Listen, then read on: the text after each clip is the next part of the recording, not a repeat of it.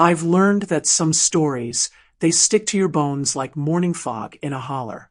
And honey, this one's been clinging to mine for nearly 7 decades now. My name's Martha Brown, and I need to tell you about the night I became a killer.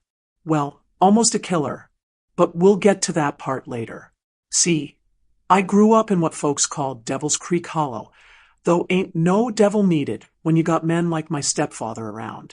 This was deep Appalachian country, where the mountains seemed to lean in on themselves, keeping secrets darker than coal dust. The kind of place where your nearest neighbor was 3 miles through timber, so thick you couldn't see the sun at noon. Most people think poverty looks like empty refrigerators and unpaid bills. But real poverty sounds like silence. It's when the phone company never ran lines up your mountain because, hell, what's the point? It's when the sheriff's department marks your address as inaccessible on their maps. It's when you realize that screaming don't matter because there ain't nobody coming anyway. Our hollow had maybe 8 families scattered across 20 square miles of the most beautiful, godforsaken land you ever did see. Beautiful during the day, when the mist rolled through them, hollers like something out of a fairy tale. But at night, that beauty turned hungry. The darkness didn't just fall. It swallowed everything whole. I was born Martha Sue Thompson back then, though I hadn't been a Thompson for long. My real daddy died in a mine collapse when I was 7, not unusual in them parts. What was unusual was how fast my mother remarried. 6 months later, she brought home a man named Carl Briggs, and that's when our little world went from hard to, well, you'll see, Carl was what folks euphemistically called a drinker. But that's like calling a tornado, a bit of wind. This man didn't just drink. He transformed. During the day, when he was sober, Carl could be almost charming. He'd fix things around the house, tell stories about his time in Vietnam, even smile at me across the dinner table. But come evening, when that first beer cracked open, the thing about living with someone like Carl is you become a weather expert real quick. You learn to read the atmospheric pressure of a person's mood, the way his shoulders would set when he walked through that door, how his breathing changed when he'd been drinking since lunch, the particular shuffle of his boots that meant we were in for a long night. My mother tried to protect me at first. God love her, she tried. But fear has a way of eating you from the inside out. And by the time I turned 12, she was more afraid of Carl than she was protective of me. Can't say I blamed her. I'd seen what his fists did to grown men at the local bar. What chance did a 90-pound woman have? Our house wasn't much, a 2-bedroom shack that Carl's daddy had built back in the 30s. No insulation, gaps in the floorboards big enough to see the ground underneath, and a roof that leaked so bad we had to move our beds every time it stormed. But it was isolated, which suited Carl just fine. Isolation meant privacy, and privacy meant nobody heard the things that happened after dark. People always ask me, Martha, why didn't you just call for help? And I have to laugh, not because it's funny, but because it shows how different my world was from theirs. Call who exactly? The nearest phone was at Murphy's General Store, 5 miles down a dirt road that washed out every time it rained. The sheriff's office was in the county seat, another 20 miles past that. And even if you could somehow get word to them, well, they had a policy about domestic disputes in the hollers. Family business, they called it. Not our jurisdiction unless there's a body. Looking back now, I can see how that isolation shaped everything that came after.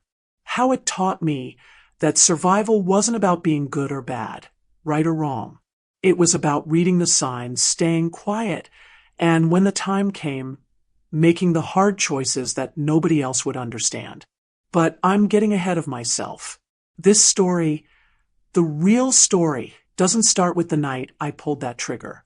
It starts with understanding what made that trigger necessary.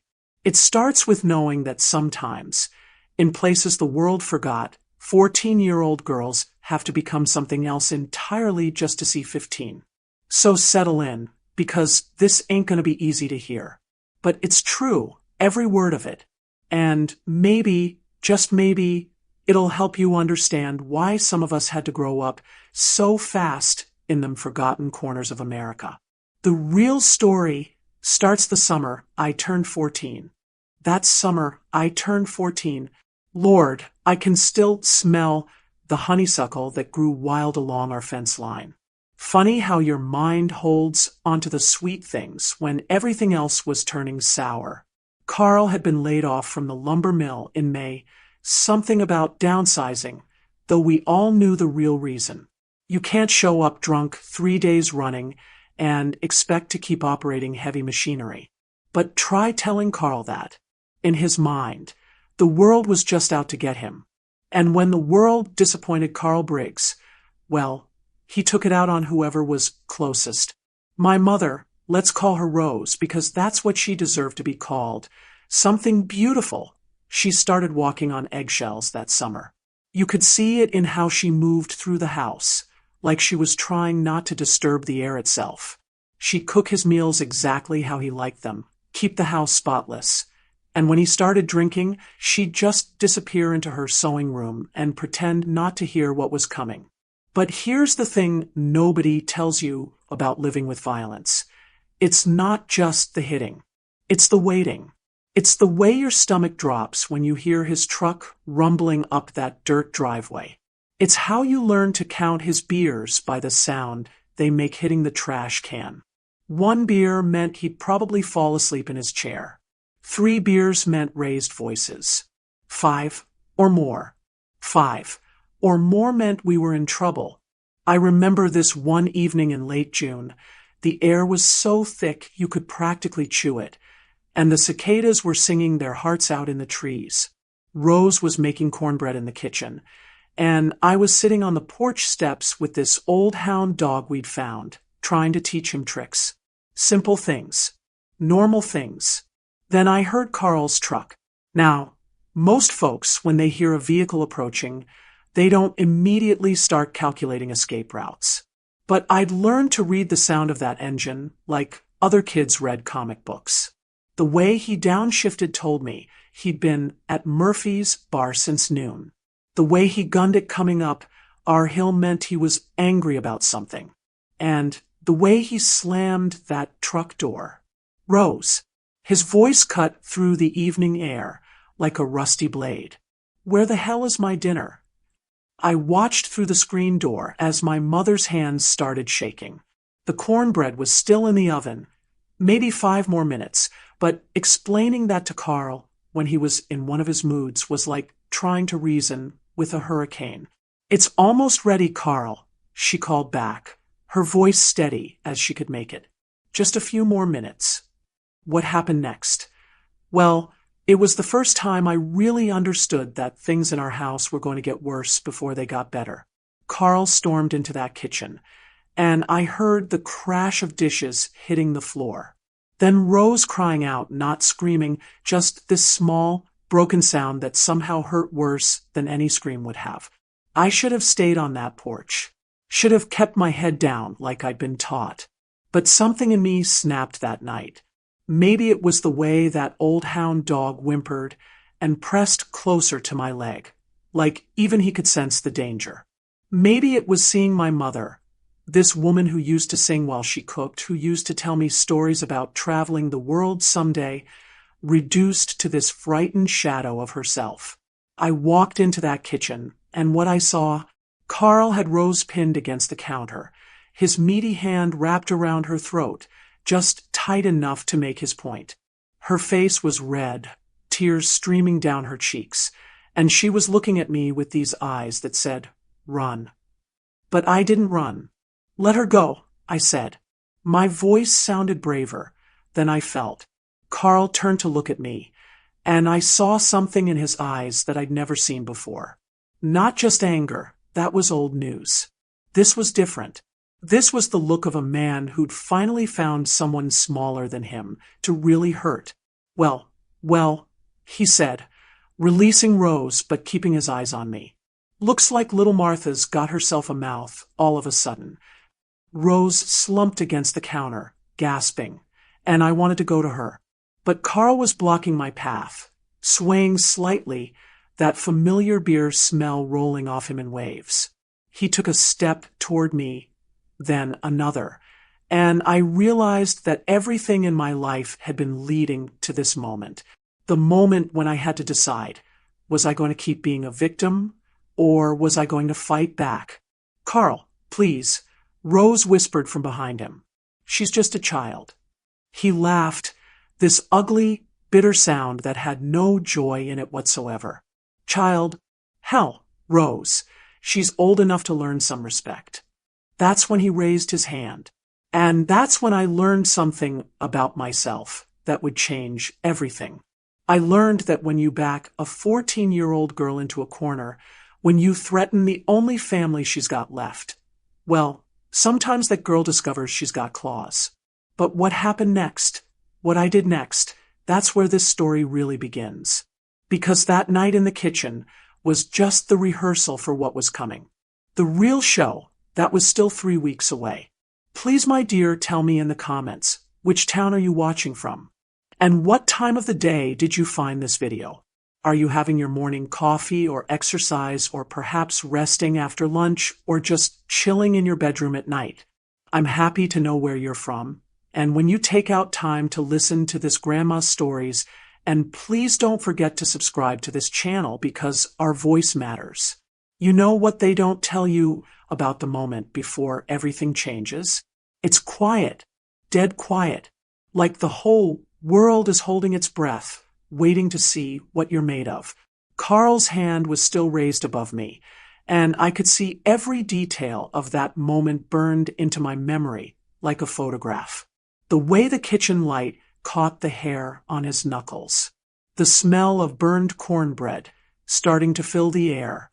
Rose behind him, one hand on her throat, the other reaching toward me, like she could somehow pull me to safety. But here's what nobody expected. Not Carl, not Rose, and sure as hell not me. I smiled. Not a happy smile, mind you. This was something else entirely. Something that came from a place inside me I didn't even know existed. And when Carl saw that smile, his hand wavered. Just for a second, but long enough for me to see something flicker across his face that I'd never seen before. Uncertainty. You think this is funny, little girl? He growled, but there was something different in his voice now. Something that told me, maybe, just maybe, he wasn't as sure of himself as he pretended to be. I think, I said, my voice steady as a rock, that you're a coward who beats women and children because you can't handle your own pathetic life. The words hung in the air like smoke from a gun barrel. Rose gasped. Carl's face went through about 5 different shades of red. And me? I just stood there, feeling something I'd never felt before in my entire life. Power. See, that's when I realized something crucial about bullies like Carl. They're used to fear. They feed on it, depend on it, need it like other folks need air. But when you take that fear away, when you look them dead in the eye and refuse to back down, they don't know what to do with themselves. Carl's hand was still raised, but now it was shaking. Not from anger, from confusion. This wasn't how the script was supposed to go. I was supposed to cower, cry, beg for mercy. Instead, I took a step closer to him. Go ahead, I said. Hit me. But you better make it count, because it's the last time you're ever going to lay a hand on anyone in this house. Now, I need to pause here and tell you something important. I wasn't some tough kid who'd been planning this confrontation. I wasn't secretly taking karate lessons or reading books about standing up to bullies. I was a scared, skinny 14-year-old girl who weighed maybe 90 pounds soaking wet. But sometimes the human spirit just decides it's had enough. Carl lowered his hand, not because he was backing down, but because something in my eyes told him this wasn't going to go the way he expected. Instead, He laughed, that same ugly sound from before, but with something else underneath it now. Something that sounded almost like respect. You got fire in you, girl, he said. I'll give you that. He turned away from me then, walking over to the refrigerator and pulling out another beer. For a moment, I thought maybe that was it. Maybe we'd reached some kind of understanding. Maybe things would be different now. But as he popped that can open, he looked back at me with eyes that held a promise. Not a good promise. The kind of promise that tells you the war isn't over. It's just beginning. But fire burns both ways, he said quietly. And you just lit a match you can't put out. That night, after Carl had passed out in his chair and Rose had gone to bed with ice on her throat, I lay in my narrow bed staring at the ceiling and listening to the sounds of the hollow. Owls calling to each other across the darkness. The creek running over stones down in the valley. The old house settling on its foundation with little creaks and sighs. Normal sounds. Peaceful sounds. But underneath it all, I could hear something else. Something that made my skin crawl and my heart race. It was the sound of change coming, whether we were ready for it or not. I started planning that night. Not big, elaborate plans. I was 14, not some criminal mastermind. But small things. Practical things. I figured out which floorboards creaked and which ones didn't. I counted the steps from my bedroom to the kitchen, from the kitchen to the back door. I noted where Carl kept his keys, his wallet, his rifle. See, Carl had this old hunting rifle that had belonged to his daddy. He kept it in a case by the front door, for protection, he always said, though from what, I never could figure. Weren't no crime in Devil's Creek Hollow except what happened inside people's homes.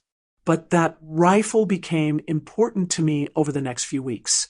Not because I was planning anything specific, Lord knows I wasn't, but because knowing where it was, knowing I could get to it if I needed to, well, it made me sleep a little easier at night. Rose noticed the change in me right away.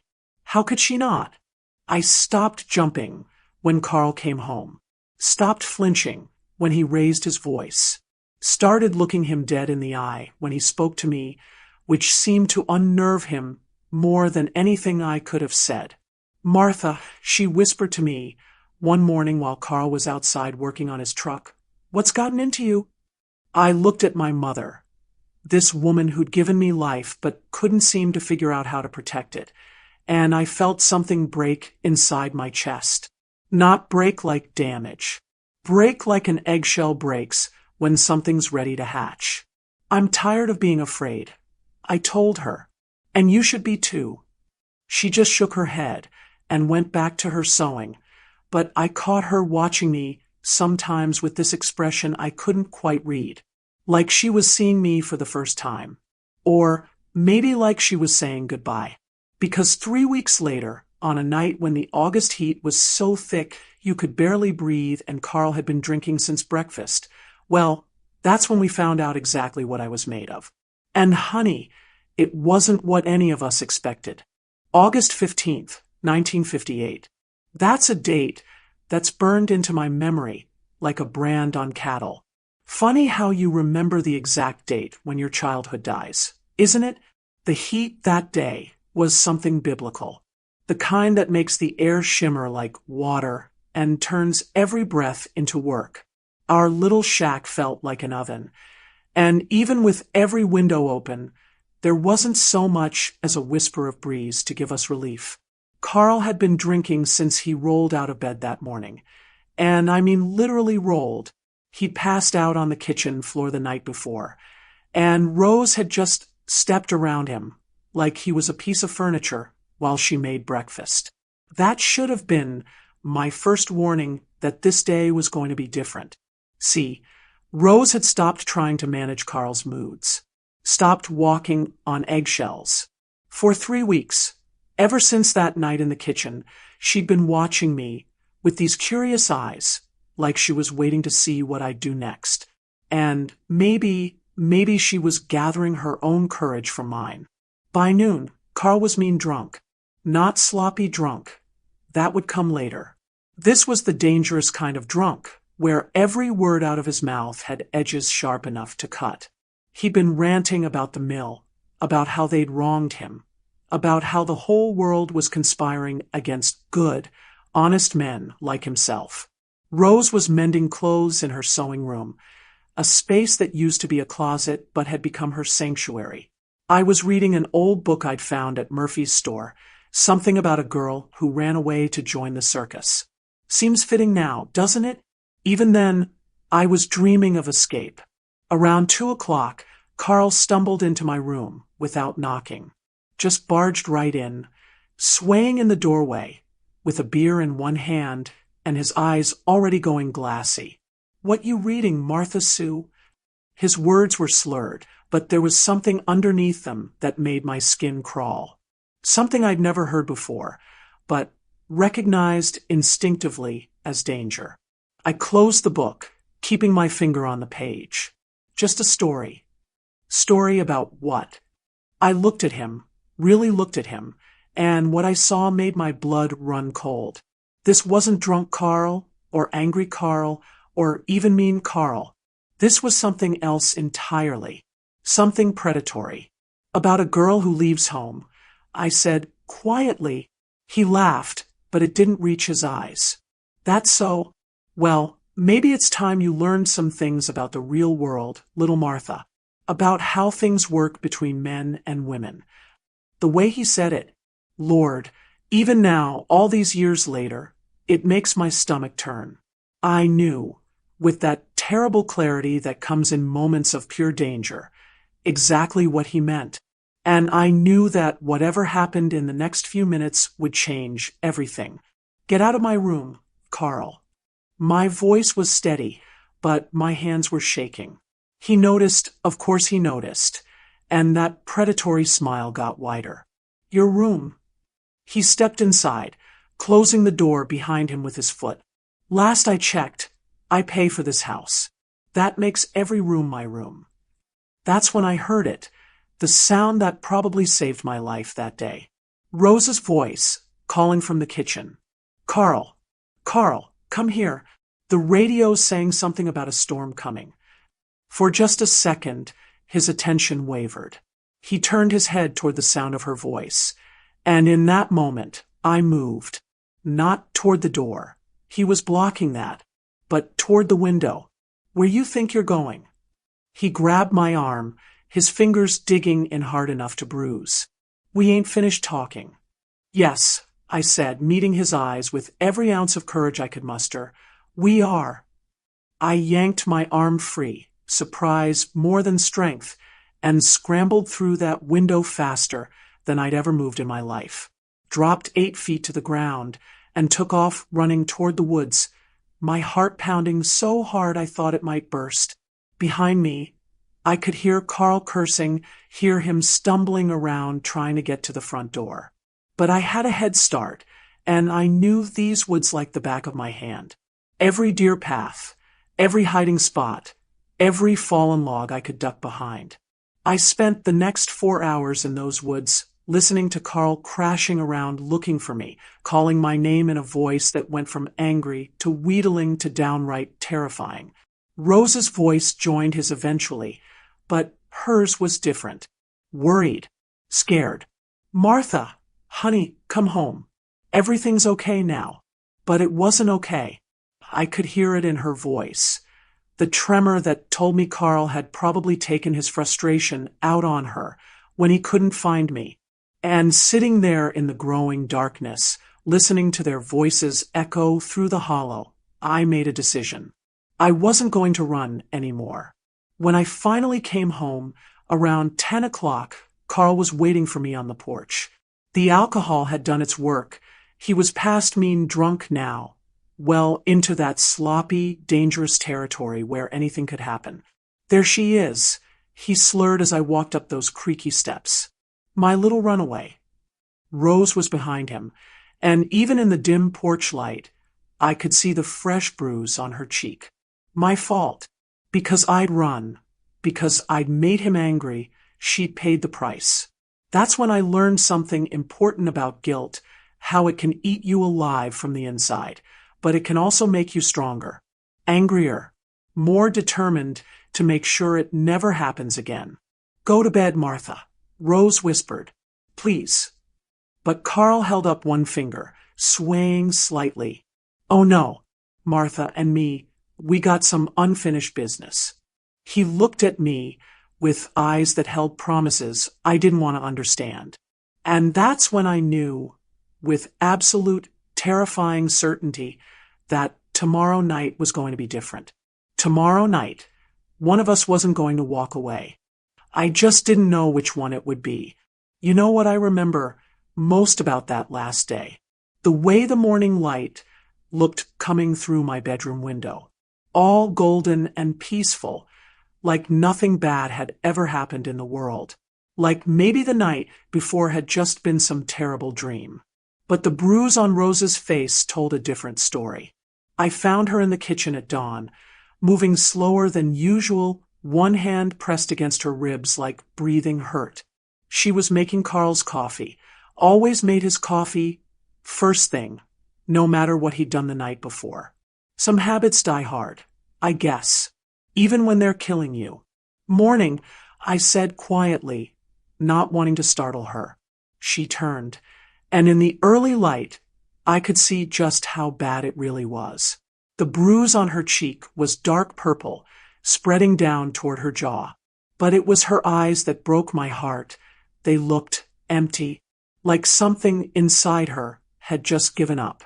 He's still sleeping, she whispered, as if Carl might hear us even through the walls and his whiskey-soaked unconsciousness. We should keep quiet. I wanted to scream, wanted to shake her, and ask why we were tiptoeing around a man who'd spent the night terrorizing us both.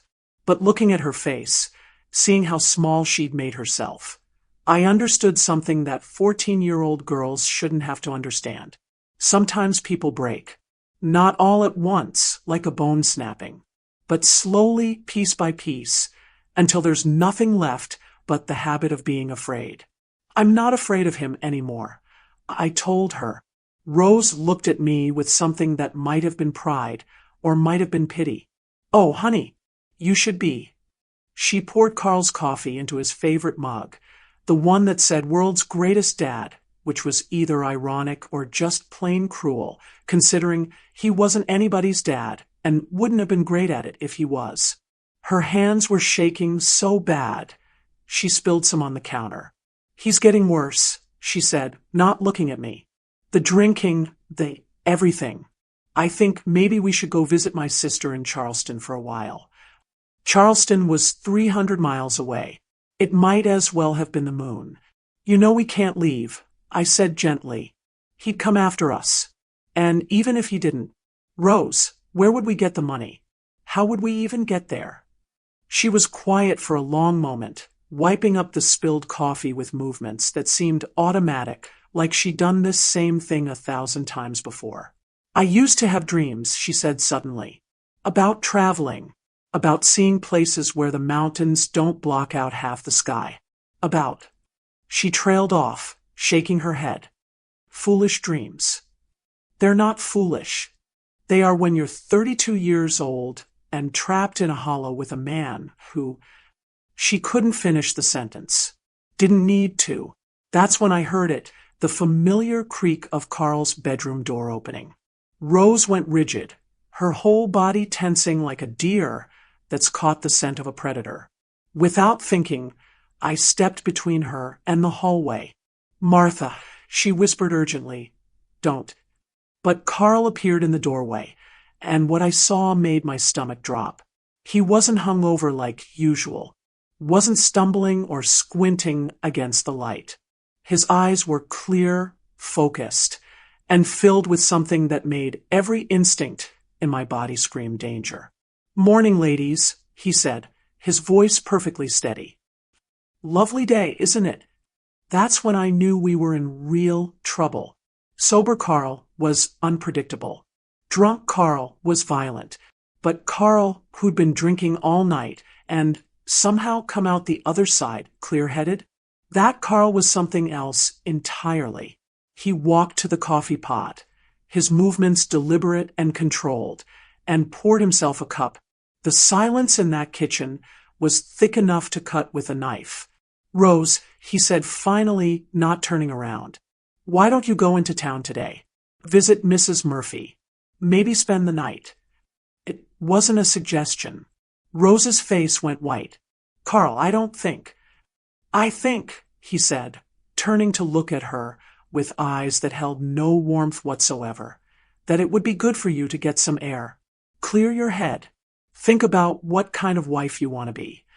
The threat was clear as mountain water, and we both understood that whatever he had planned for tonight, he didn't want witnesses. "I'll stay with Rose," I said quickly. "Help her with whatever she needs to do in town." Carl's smile was the most terrifying thing I'd ever seen. All teeth, no warmth, like a skull grinning in the dark. "Oh no, Martha Sue, you're staying right here with me. You and I have some catching up to do." Rose looked at me with eyes full of panic, and I could see her trying to figure out some way to take me with her, some excuse that Carl might believe. But we both knew there wasn't one. When Carl made up his mind about something, arguing only made things worse. "Please," Rose whispered, and I wasn't sure if she was talking to Carl or to God or to some force in the universe that might still care about what happened to broken women in forgotten places. "Go," I told her, my voice stronger than I felt. "I'll be fine." But even as I said it, I knew it was a lie. After Rose left, and she would leave because she was too scared and too broken to do anything else, I would be alone in this house with a man who had moved past simple cruelty into something much darker.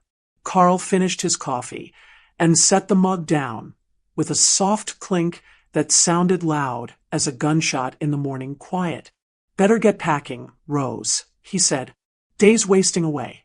As Rose moved toward the door, she caught my eye one last time. In that look, I saw everything she couldn't say out loud. The apology for leaving me. The hope that somehow I'd survive what was coming. The terrible knowledge that she was choosing her own safety over mine, and would have to live with that choice for the rest of her life.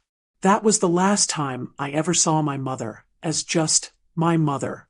Because when she came home the next day, I'd be someone different. Someone harder. Someone who'd done things that would change how she looked at me forever. But I'm getting ahead of myself again. First, I had to survive the night.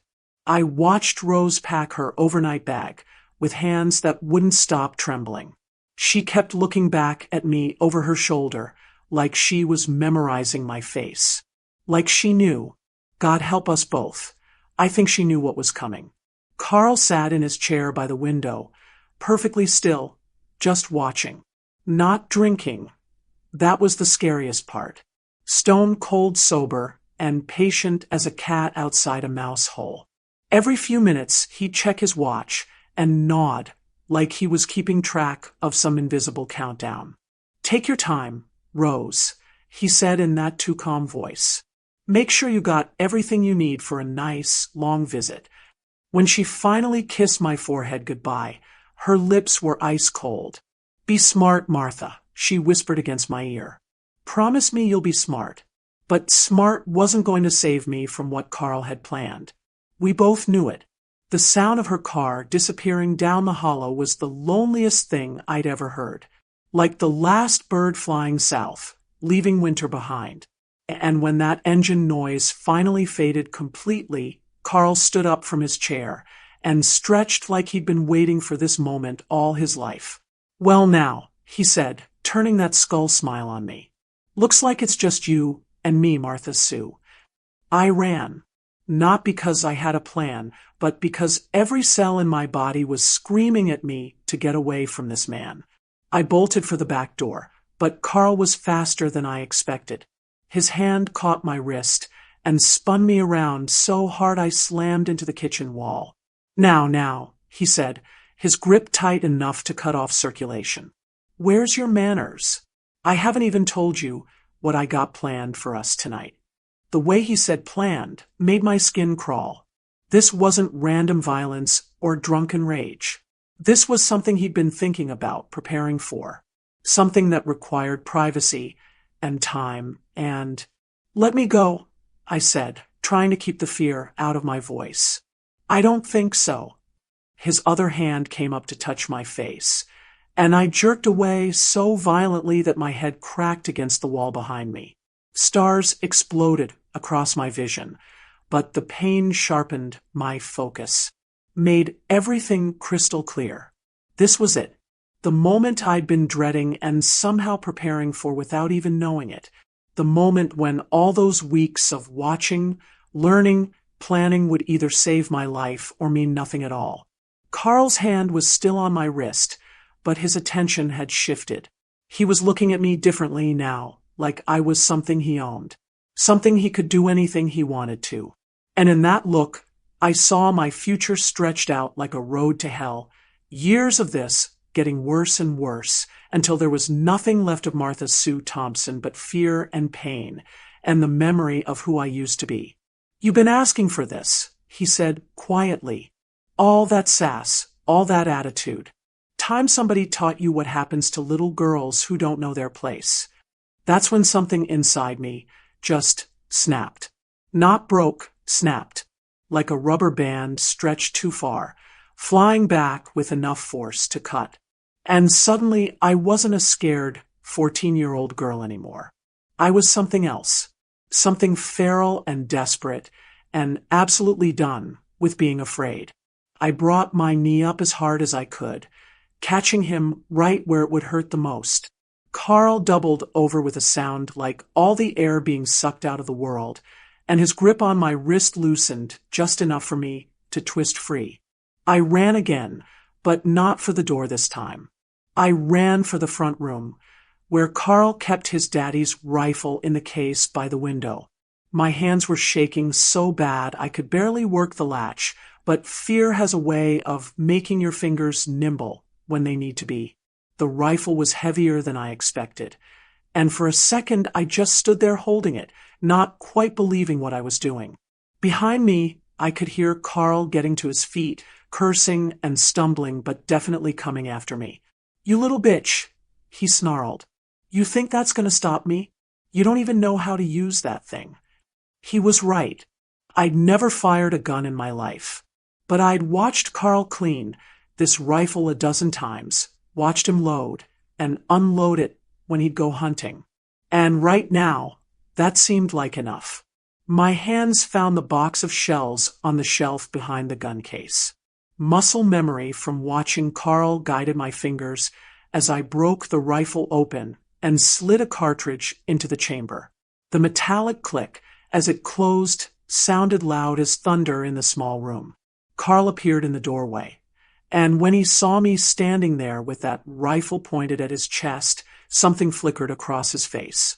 Not fear, not yet, but maybe the first shadow of understanding that this wasn't going according to his plan. "Put that down, Martha," he said, his voice taking on a reasonable tone. "You don't want to do something you'll regret for the rest of your life." "I already regret plenty," I said, surprised by how steady my own voice sounded. "But stopping you isn't going to be one of them." That's when his reasonable mask slipped, and I saw the real Carl underneath. The Carl who'd been planning to hurt me in ways I didn't even want to imagine. The Carl who'd been hurting Rose for years while I watched and did nothing. "You think you're tough now?" He took a step toward me. "You think having that gun makes you something special? Girl, I've been killing since before you were born. That rifle don't mean nothing if you ain't got the guts to pull the trigger." Another step closer. "And we both know you ain't got the guts. You're just a scared little girl playing dress up." He was probably right. 3 hours ago, I probably didn't have the guts. But that was before he'd touched me with those predator hands. Before he'd looked at me like I was something he could break just for the fun of it. "Maybe," I said, "but scared little girls got nothing left to lose." He took one more step toward me. And that's when I learned something about myself that I've carried for almost 70 years now. When you back a person into a corner, really back them into a corner where it's fight or die, they don't always choose to die. Time does funny things when you're holding a loaded rifle and staring death in the face. Everything slows down, like you're moving underwater, but your mind speeds up until you can see every possible outcome playing out like scenes from different movies. In one movie, I lower the gun and Carl does what he planned to do. In another, I try to run and he catches me. In a third, I pull the trigger and miss. And then, well, then there wouldn't be any more movies for Martha Sue Thompson. But there was one more possibility. One I hadn't considered until that exact moment when Carl took his final step toward me, his hands already reaching out like he was going to take that rifle away from a child who didn't know better. The possibility that I wouldn't miss. "Last chance, little girl," he said, and his voice had gone soft again.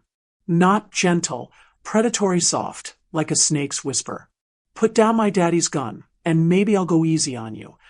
I looked at him, really looked at him, and something strange happened. All the fear just left, drained right out of me like water through a sieve, leaving behind something clean and cold and absolutely certain. "No," I said. It was the simplest word in the English language, but it carried the weight of every no I'd never been allowed to say. No to the fear. No to the helplessness.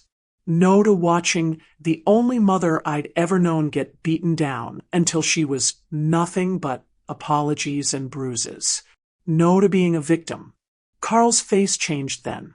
The reasonable mask, the predator smile, even the angry snarl, all of it fell away, and what was left was just empty. Empty, and somehow more terrifying than any of the rest. "Wrong answer," he said. He lunged at me, and I pulled the trigger. You know what they don't tell you about shooting someone? It's not the sound that gets you. That rifle crack was loud.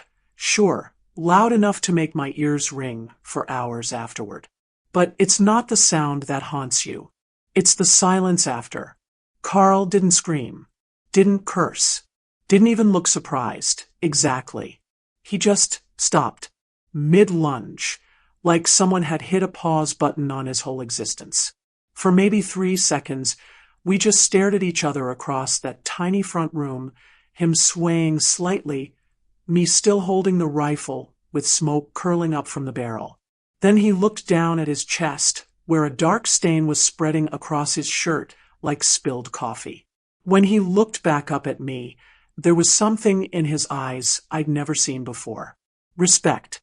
"Well, I'll be damned," he said quietly. Then his legs gave out and he dropped to the floor like a sack of grain. I should have felt something in that moment. Relief, maybe, or guilt, or horror at what I'd done. But mostly what I felt was tired. Bone deep, soul-crushing tired, like I'd been carrying a weight I didn't even know was there and had finally been allowed to set it down. Carl wasn't dead. I could see his chest rising and falling, could hear him making these wet, gasping sounds that told me the bullet had done its work but hadn't finished the job. He was hurt bad, maybe dying bad, but still breathing, still dangerous. I kept the rifle pointed at him as I moved closer, my bare feet silent on the wooden floor. His eyes tracked my movement, but he couldn't seem to lift his hands anymore. Couldn't do anything but lie there and bleed and look at me with that new understanding. "You shot me," he said, and he sounded almost impressed. "Goddamn little wildcat actually shot me. Should have minded your own business," I said, surprised again by how calm I sounded. Like this was just another conversation we might have over dinner. He tried to laugh, but it came out as more of a cough. Blood speckled his lips, and I knew then that the bullet had found something important inside his chest, something that was supposed to keep working if he wanted to keep breathing. Can't feel my legs," he whispered. Good, I thought. But I didn't say it out loud. Even then, Even after everything, some part of me understood that there were lines you didn't cross. Words that, once spoken, changed you into someone you might not want to be. I need to call for help, I said. His eyes found mine, and for just a moment, the mask slipped completely away. What I saw underneath wasn't the monster I'd been living with for 7 years. It was just a man. A broken, bitter, probably dying man who'd spent his life making everyone around him as miserable as he was. "Don't," he said. "Please. Just let me go peaceful." But I was already moving toward Murphy's place, where the nearest phone was. Not because I wanted to save Carl Briggs. Lord knows the world would probably be better off without him. But because killing someone in self-defense is one thing. Watching them die, when you could have saved them, that's something else entirely.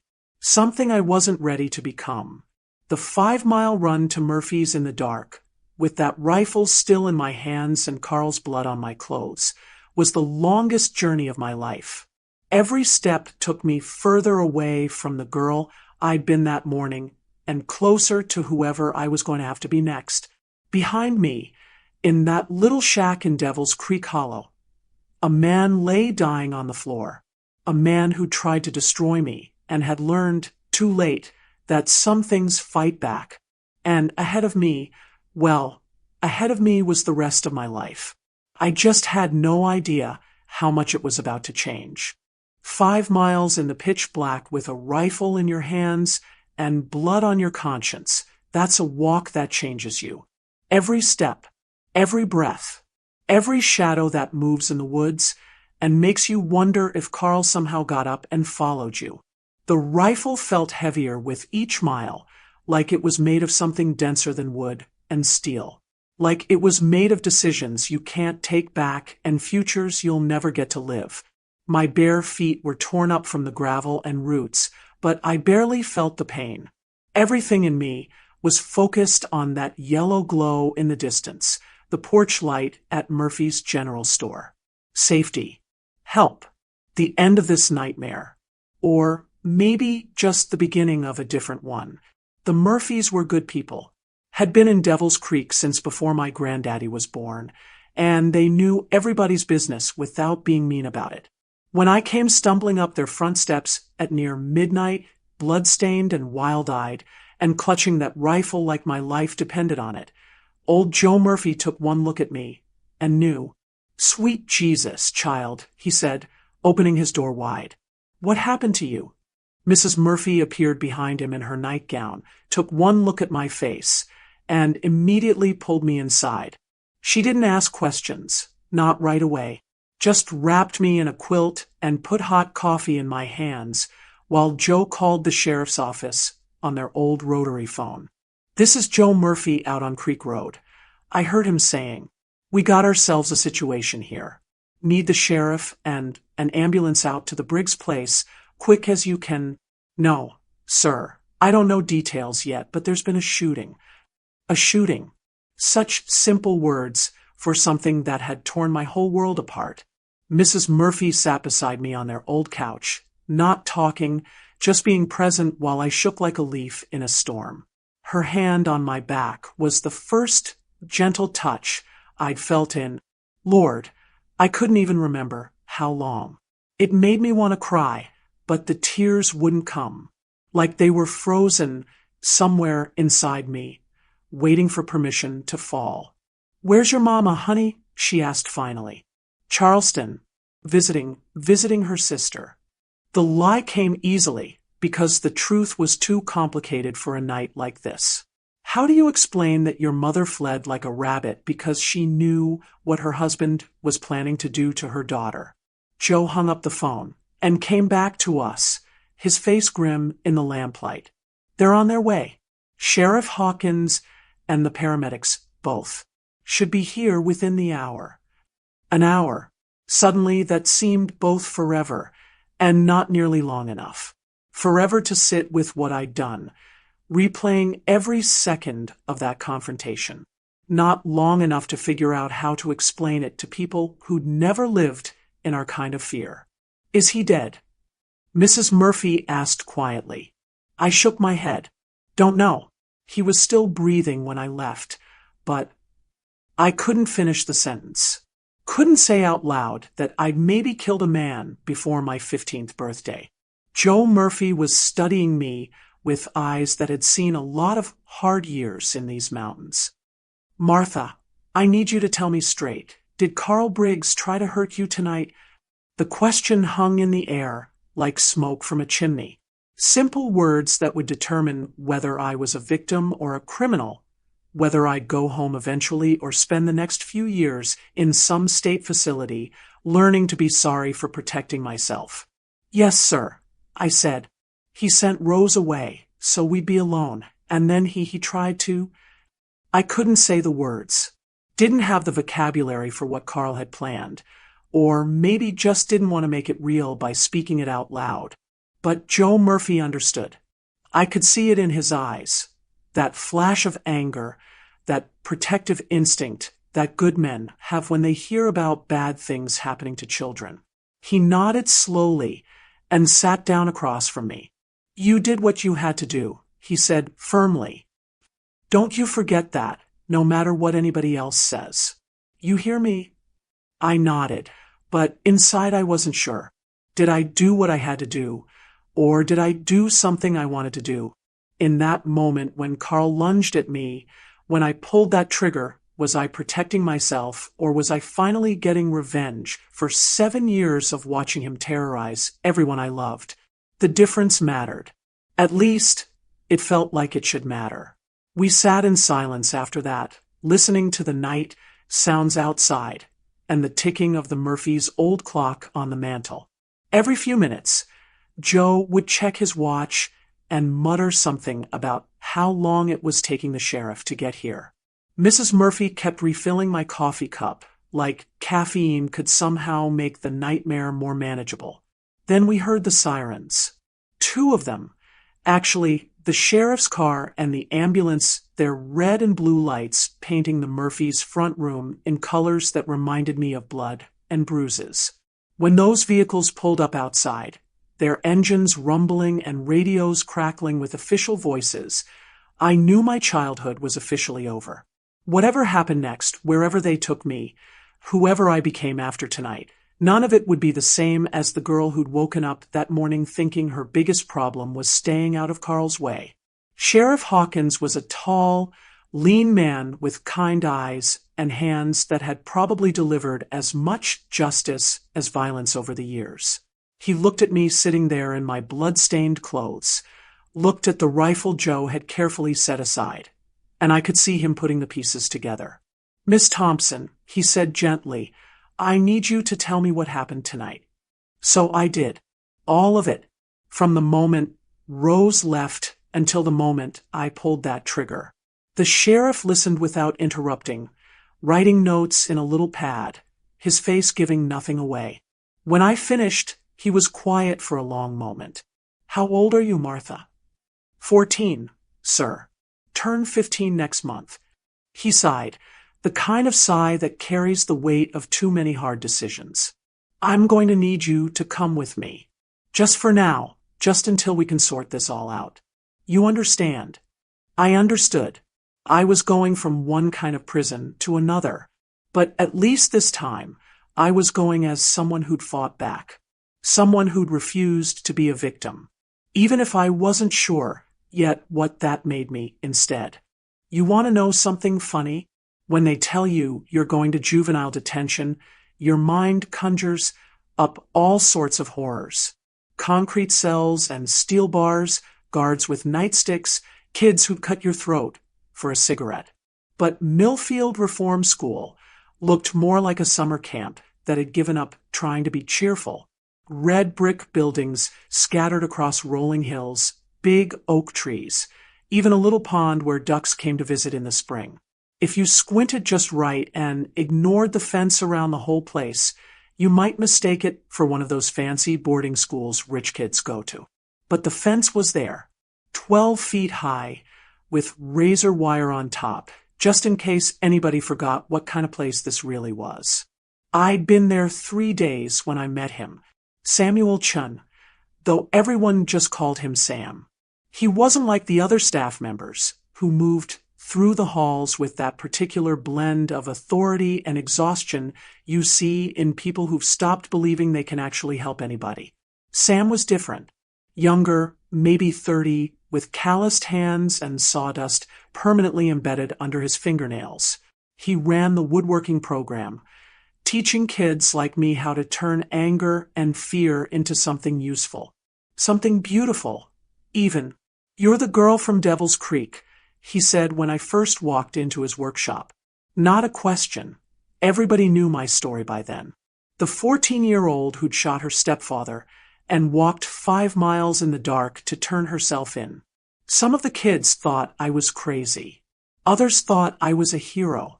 I wasn't sure which was worse.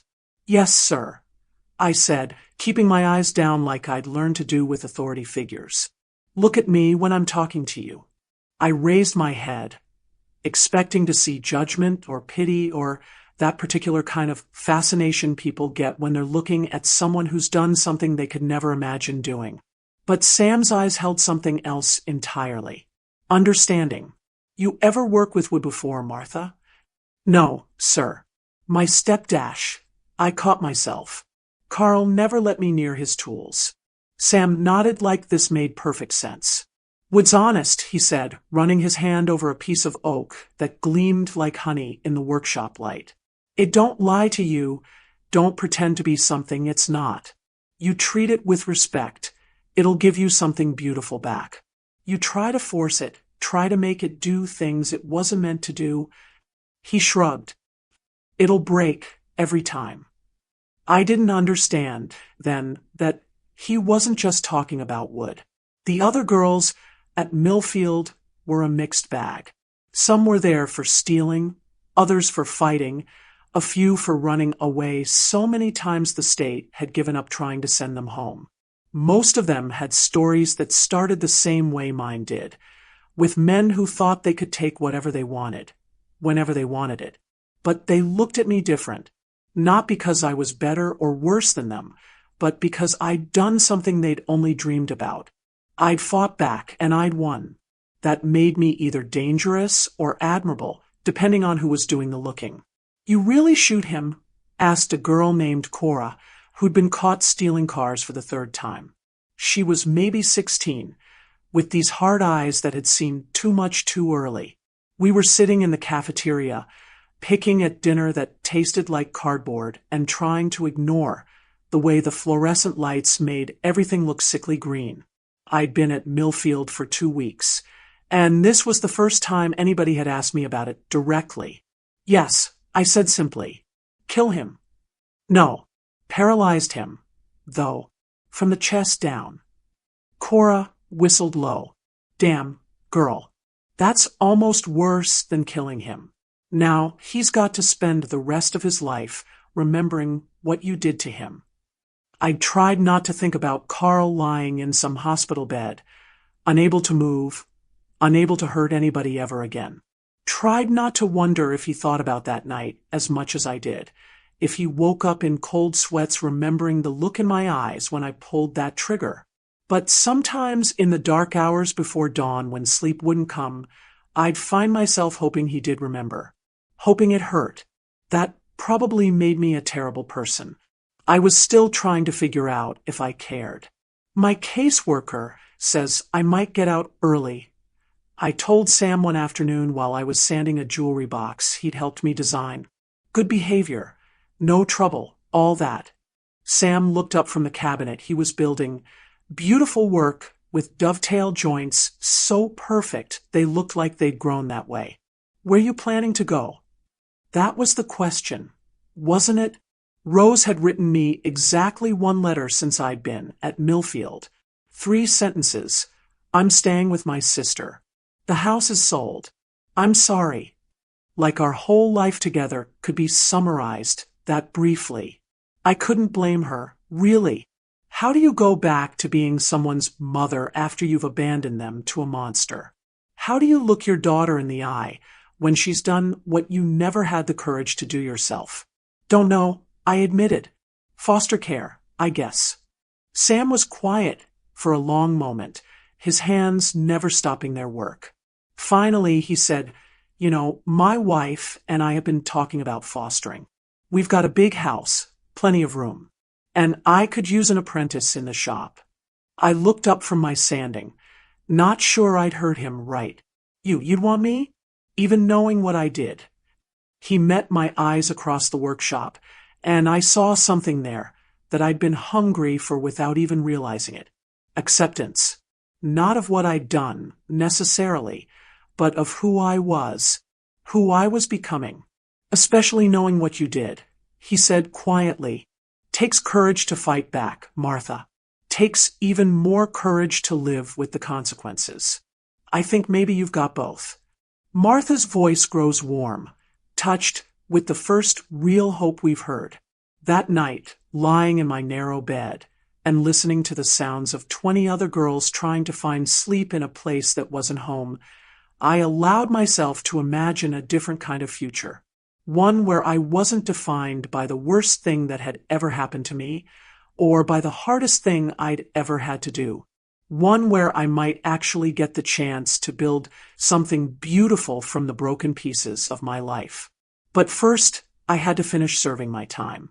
Had to prove I was more than just the girl who'd pulled a trigger on a hot August night in Devil's Creek Hollow. Had to learn the difference between surviving and living. People always want to know how the story ends. Did I get my happy ending? Did everything work out like some fairy tale, where the brave girl gets rescued and lives happily ever after? Well, let me tell you something about happy endings. They're not destinations you arrive at. They're choices you make every single day. Sam and his wife Linda did take me in when I got out of Millfield at 17. Their house was everything I'd dreamed of during those long nights in detention. Warm, safe, filled with the smell of Linda's cooking and the sound of Sam's gentle laughter. They had 2 kids of their own, little ones who looked at me like I was just another big sister, not someone with blood on her hands and shadows in her past. But the real gift Sam gave me wasn't a home. It was purpose. That workshop became my sanctuary. Every morning before school, I'd spend an hour with him, learning how to coax beauty from rough lumber, how to read the grain, respect the wood's natural strength, work with its imperfections instead of fighting against them. "See this knot here?" Sam would say, pointing to what looked like a flaw in a piece of pine. "Most people would cut around it, throw it away. But if you work with it, incorporate it into your design," he'd show me how that knot could become the eye of a wooden bird, the center of a flower, the heart of something beautiful. Imperfections aren't flaws, he taught me. They're just character. I learned to apply that lesson to more than just wood.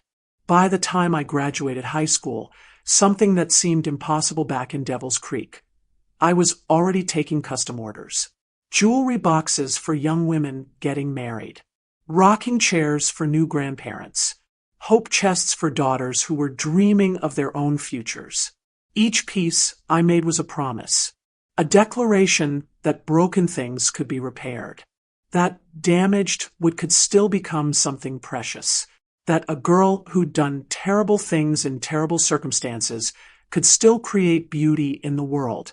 I never saw Rose again. Oh, I tried to find her once when I turned 21 and felt brave enough to face whatever judgment or forgiveness she might offer. But her sister said she'd moved on, started over somewhere else with a new name and a story that didn't include a daughter who'd shot a man. I can't say that didn't hurt, but I understood it too. Some wounds are too deep to heal completely, and sometimes the kindest thing you can do for someone is let them forget you existed. Carl lived another 15 years in that wheelchair, though I only learned that much later. Never walked again, never hurt anyone again. I don't know if he ever thought about that night, if he ever understood why it happened. Part of me hopes he did. The other part just hopes he found some peace before the end. As for me, well, I met my husband Tom at a craft fair when I was 24. He was a schoolteacher with gentle hands and a laugh that reminded me of Sam's. When I told him my story, all of it holding nothing back, he just nodded and said, "I'm glad you survived." Not, "I'm sorry that happened to you." Not, "You poor thing." Just glad I survived. Like my survival was something worth celebrating, not something to pity. We had 3 children together, 2 daughters and a son, and I made sure they never knew what it felt like to be afraid in their own home. Made sure they understood that their worth wasn't determined by what others did to them, but by how they chose to respond. When our youngest graduated college, Tom and I started a program for kids like I used to be, kids from broken homes, kids who'd been through things no child should experience. We taught them woodworking, but more than that, we taught them that their past didn't have to define their future. Over the years, hundreds of young people have come through our doors. Some barely spoke when they arrived. Some were angry enough to burn the world down. Some were so broken they didn't think they could be fixed. But every single one left knowing how to create something beautiful with their own 2 hands. That's my legacy. Not the girl who shot a man in self-defense, but the woman who spent her life proving that broken things can be made whole again. Now, I know some of you watching this are probably dealing with your own devils. Maybe not exactly like Carl. Monsters come in all shapes and sizes. But someone or something that makes you feel small, powerless, afraid. I want you to remember Martha Sue Thompson, 14 years old, standing in a cabin in Devil's Creek Hollow with a rifle in her hands and a choice to make. I want you to remember that courage isn't the absence of fear. It's the decision to act in spite of it. You don't have to shoot anybody. Lord knows. I hope you never have to make that choice. But you can stand up. You can say no. You can refuse to be a victim, especially when the world tries to tell you that's all you'll ever be. And if you're one of those beautiful souls who watches stories like mine and thinks about helping kids like I used to be, well, there's always room for more hands in the workshop. More hearts willing to show broken children that they're worth fixing. That's my story, honey. Not a pretty one, not an easy one, but it's mine. And if it helps even one person understand that survival is just the beginning, not the end, well, then it was worth telling. Thank you for listening to an old woman's memories. If this story touched you, if it made you think or feel or remember something important, do me a favor. Hit that like button, leave me a comment telling me your own story of survival, and subscribe for more tales from these old mountains.